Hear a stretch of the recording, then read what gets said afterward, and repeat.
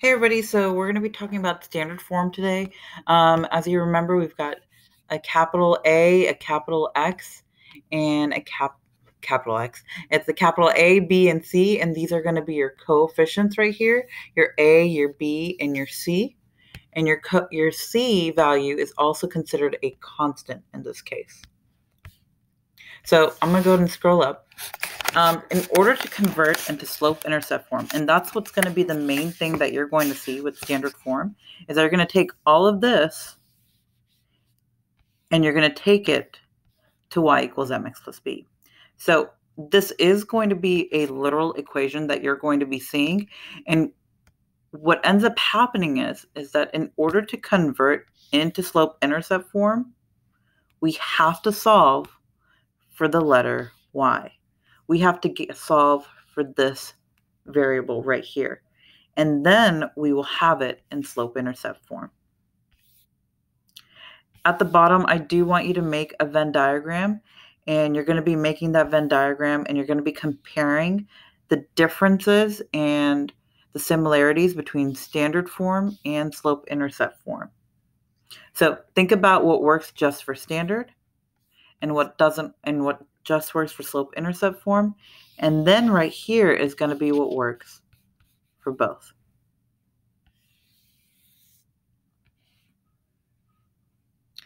So here's the main thing. I want you to solve for y.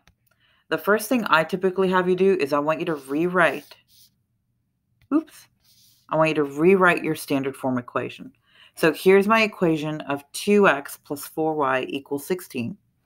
And we're going to move the x to the opposite side. And almost always you end up subtracting this. There are some times that it's in semi-standard form and you won't.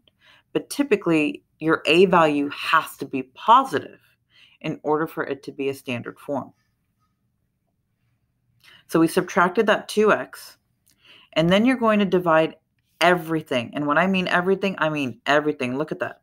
Each of those, every single one of them have been divided by your b value, your big B right here, which is the coefficient of your y. And yours might look a little bit different than this, so I would recommend you fill in those gaps that look like this. Your final step is going to be to simplify everything. So you get 16 over 4, which is going to get you that 4. And then you've got, 2 over 4 will get to your 1/2. And the 4 over 4 right here, 1's out, which was our original purpose for dividing by 4. And you can't be rude, nasty people. You need to go ahead and simplify and rewrite this in y equals mx plus b. So you get y equals negative 1/2 x plus 4. Which means at the bottom right here, you're going to be able to write in that your slope was negative 1 over 2, and that your y-intercept was a positive 4. Now we're going to do the next one together. And our first step is going to be for us to rewrite. So we're going to go ahead and rewrite 3x plus 6y equals 12. That is your first step of rewrite. Oops, not going to have room. Your next step is to move ax. So we're going to subtract 3x from both sides. This ends up zeroing out. And now you get 6y equals 12 minus 3x. Well, that leaves us with our next step where we're going to end up dividing by our big B, which is a 6. And we're going to divide each and every single one by 6. And I want you to write in that you're dividing by your big B. Right here, what's going to end up happening, you get 6 divided by 6, so that one's out. You get y. 12 divided by 6 gets you 2. And 3 over 6, don't say that's 2. Your 6 right here is stronger, so it's actually 1/2. It's 1 over 2. And we put the x to the side. And even though this is technically our final step of simplification, you are not rude, mean, nasty people like those test people. I want you to rewrite this entire equation. Not cross through it. I want you to rewrite this in y equals mx plus b. So we're going to go ahead and rewrite it as y equals negative 1/2 x plus 2, which gets us a slope of negative 1/2 and our y-intercept right here of 2. Now, we're going to go ahead and do another one. We're going to switch it up a bit. So the first one right here is you've got 6x minus 3y equals 12, which is just our rewrite step. And then I moved the 6x right here, over by subtracting. And now watch this. I didn't really change much except for the signs of each of these. And the reason why I did is there was a negative here. Instead of going through and dividing each of these by -3, which I know most of you could do, but some of us, not naming any names, you know who you are, we struggle with integers when we're multiplying and dividing. So what I do here is if you've got a -3y here, flip the signs of all of them. Here, in fact, I'm going to write it in a different way. From when we're flipping and reversing, I want you to reverse the signs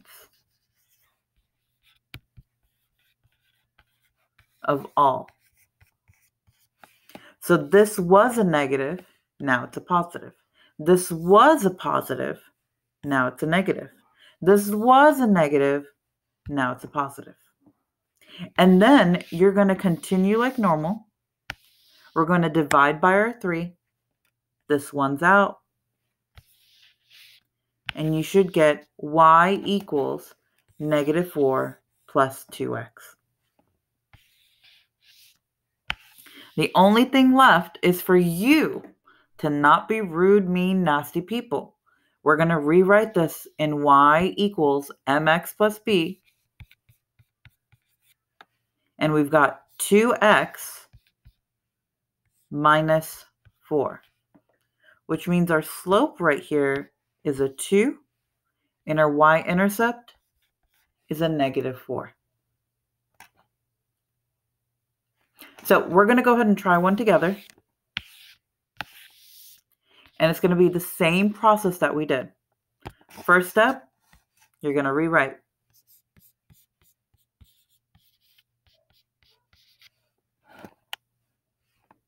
Our next step, and I'm going to switch colors this time, is we're going to subtract and move over our 4x, which gets us -2y equals 12 minus 4x. And I've got a negative right here. Oh my gosh. So what I'm going to do is I'm going to flip the signs of all of them. This was a negative.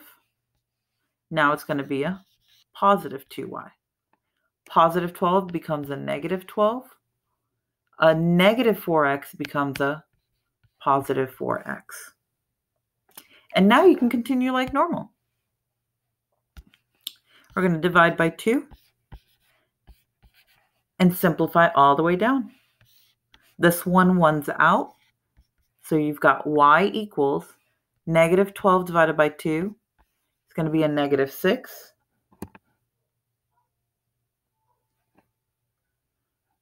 Plus 4 over 2, which is going to get you a 2x.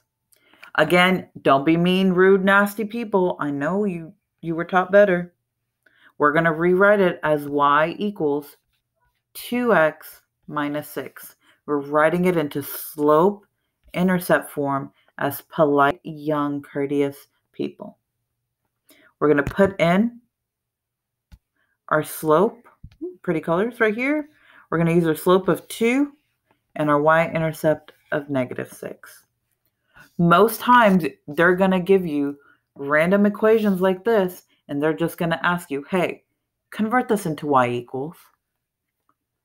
That's a huge portion of what you do with standard form. Now, what if we did it without any numbers and we went back to literal equations? You could use this, if you can remember how to solve the literal equation, you can use that as a formula for everything else, where you don't have to go through those same steps over and over again.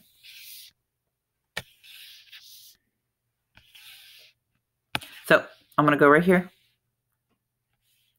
This is what you have been given, and you need to get it to here. Our first step, we're going to do it just like we did in all of the other ones, is we're going to rewrite our equation. Next, we're going to go ahead and we're going to go ahead and move our x over to the other side.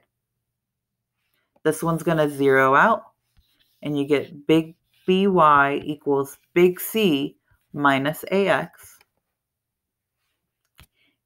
And now we're going to go ahead and divide everything, each and every single one, by our big B. This one's out, and you've gotten y equals big C over B minus big A over big B times x. Again, you cannot be mean, rude, nasty people. We know we've been taught better. So we're going to go ahead and rewrite it in standard form now. In slope-intercept form. And it's going to be y equals our slope plus our y-intercept.